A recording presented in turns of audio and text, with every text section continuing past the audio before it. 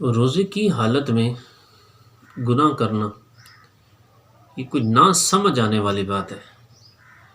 دیکھیں نا کہ سارا دن روزہ رکھ کے کھانا بھی چھوڑ رہا ہے، پینا بھی چھوڑ رہا ہے، اور پھر بھی گناہ کر رہا ہے،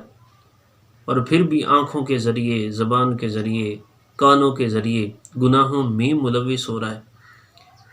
ایسے شخص کو اپنی نظروں کے سامنے یہ انعام رکھنا چاہیے کہ حدیث پاک میں فرمایا گیا نا کہ الصوم لی،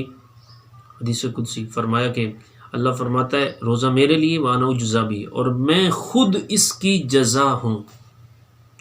ہمیں تو روزہ رکھ کے اب اس کی حفاظت کرنی چاہیے۔ جب قیمتی چیز آ جائے نا کسی شخص کے پاس تو پھر کیا ہوتا ہے کہ اس کو چھپا چھپا کے اس کا ایسا اہتمام کیا جاتا ہے کہ یہ محفوظ رہے میرے پاس۔ تو روزہ ایک بہت بڑی عبادت ہے، ایک بہت بڑی سعادت مندی کی بات ہے۔ اللہ تبارک و تعالیٰ نے ایک عبادت کرنے کی توفیق عطا فرمائی۔ اب اگر رکھنے میں کامیاب ہو گئے ہیں تو اس کی اب حفاظت بھی کرنی چاہیے۔ حفاظت کیا ہوگی کہ اپنے آپ کو گناہوں سے بچائیں اور نیکیوں کی طرف راغب کریں، اللہ کا ذکر کریں،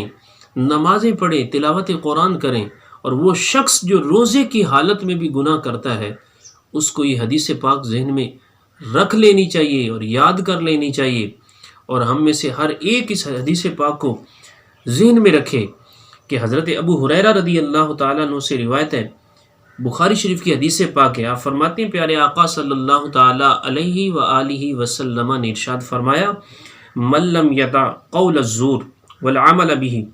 فرمایا جو جھوٹی باتیں اور برے کام نہ چھوڑے، فلیس للہ حاجۃ فی ان یدع طعامہ وشرابہ، تو اللہ تعالیٰ کو اس کے کھانا پانی چھوڑ دینے کی پرواہ نہیں۔ تو اس حدیث پاک میں جو فرمایا گیا نا قول الزور، یعنی بات کا ذکر ہوا، جھوٹی بات، اس کی وجہ کیا علماء بیان فرماتے ہیں کہ اکثر جو گناہ ہیں وہ زبان کے ذریعے ہوتے ہیں، اس لیے زبان کا ذکر کیا گیا۔ اور یہ بڑا جامع فرمان ہے، یہ حدیث بہت جامع ہے۔ آپ دیکھیں زبان کا بھی ذکر ہو گیا والعمل بھی، اور ہر برے کام کا بھی کہ جو شرعاً ناجائز